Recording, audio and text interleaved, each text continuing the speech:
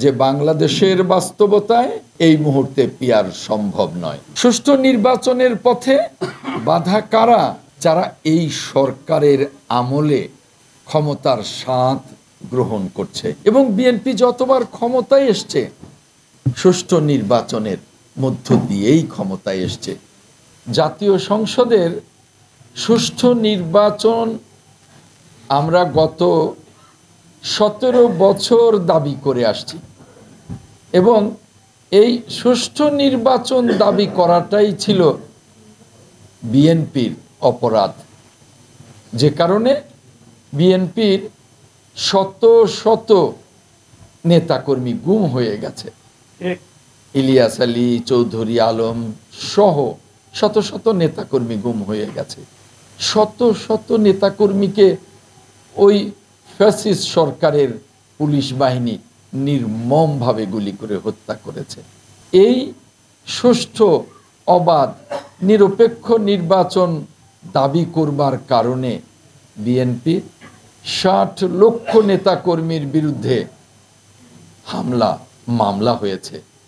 বিএনপিকে নিশ্চিহ্ন করবার অনেক চেষ্টা হয়েছে, কিন্তু বিএনপি এদেশের মহান মুক্তিযুদ্ধের মহান ঘোষক, রণাঙ্গনের মুক্তিযোদ্ধা, আধুনিক বাংলাদেশের রূপকার শহীদ রাষ্ট্রপতি জিয়াউর রহমান প্রতিষ্ঠিত দল।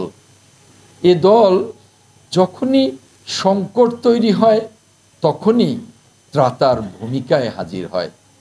যেমন বারবার হাজির হয়েছিলেন রাষ্ট্রপতি জিয়াউর রহমান, একবার মেজর হিসেবে জাতির সামনে মহান মুক্তিযুদ্ধের ঘোষণা দিয়েছিলেন, একবার মুক্তিযুদ্ধের ঘোষণা দিয়েই রণাঙ্গনে গিয়ে বুক চিতিয়ে লড়াই করেছিলেন।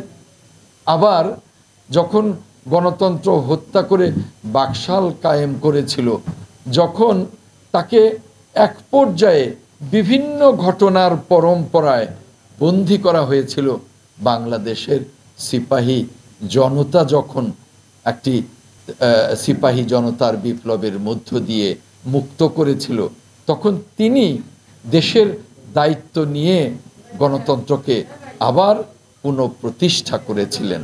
কাজ করতে হবে, জীবন এবং মৃত্যু কোনো কিছুকেই পরোয়া করা যাবে না।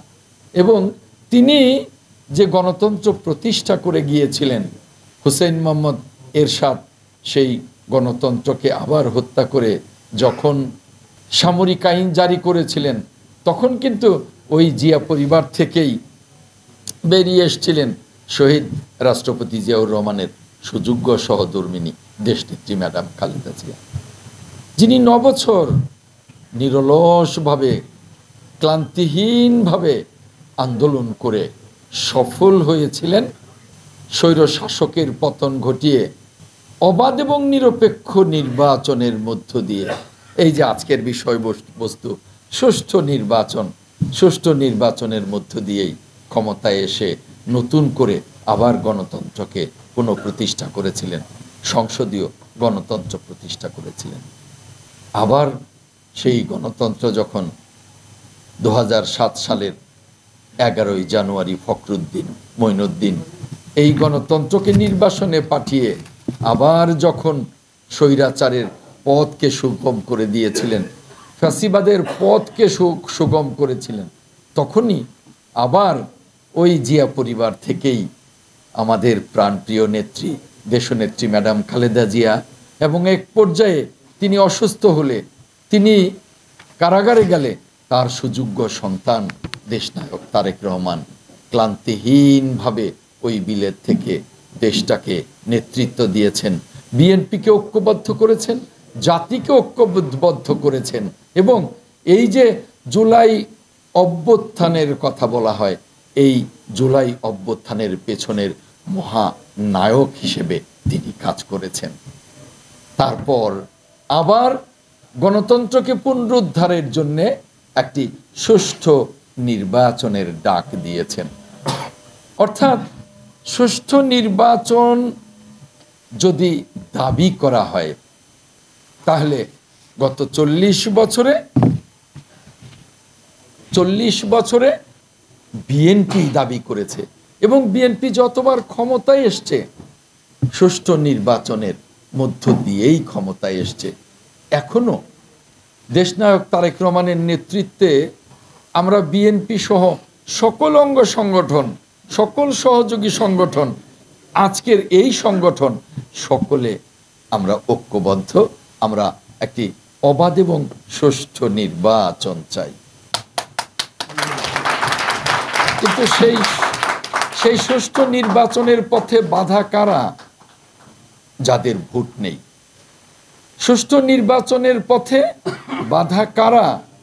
যারা এই সরকারের আমলে ক্ষমতার স্বাদ গ্রহণ করছে, তারা সুষ্ঠু নির্বাচনের বাধা। কেউ বলছেন পিআর চাই, কেউ বলছেন সংস্কার সম্পন্ন করতে হবে, কেউ বলছেন বিচার সম্পন্ন করতে হবে, যার কোনোটাই বাস্তব নয়। কারণ পিআর কি পদ্ধতিতে হবে? বিশ্বের যে দেশগুলোতে পিআর, সেই দেশগুলো কিন্তু সবসময় একটা অস্থিরতায় থাকে। তারপরেও এক এক দেশে এক এক পদ্ধতির পিআর, কোন ধরনের পিআর। আর যারা পিআর চান তারা তো জাতির সাথে এক ধরনের প্রতারণা করছেন। একদিকে পিআর চান, আরেকদিকে তারা ৩০০ আসনে নমিনেশন দিয়ে ফেলেছেন। পিআর দিলে তো আর নমিনেশনের প্রশ্ন নাই। তাহলে এভাবে তো জাতির সাথে প্রতারণা করে বেশি দিন টিকে থাকা যায় না।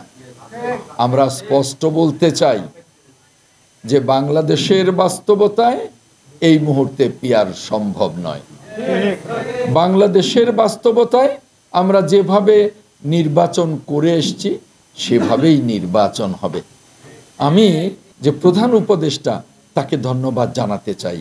তিনি লন্ডনে গিয়ে আমাদের নেতা দেশনায়ক তারেক রহমানের সাথে যে ঐতিহাসিক বৈঠকটি করেছিলেন, সেই বৈঠকের ফলস্বরূপ নির্বাচনের পথে সরকার এগিয়ে যাচ্ছে। আমরা সুষ্ঠু নির্বাচন চাই। নির্বাচন কমিশন সেই সুষ্ঠু নির্বাচনের জন্য এগিয়ে যাচ্ছে। এখন যারা বলেন যে সংস্কার সম্পন্ন করতে হবে, সংস্কার তো একদিন, 1 বছর, 5 বছর, 10 বছর, 20 বছরে সম্পন্ন করবার কোনো বিষয় নয়। এটা তো চলমান প্রক্রিয়া, এটা চলবে। কাজেই তারা মূলত নির্বাচন না করবার একটা ফন্দি এঁটেছে।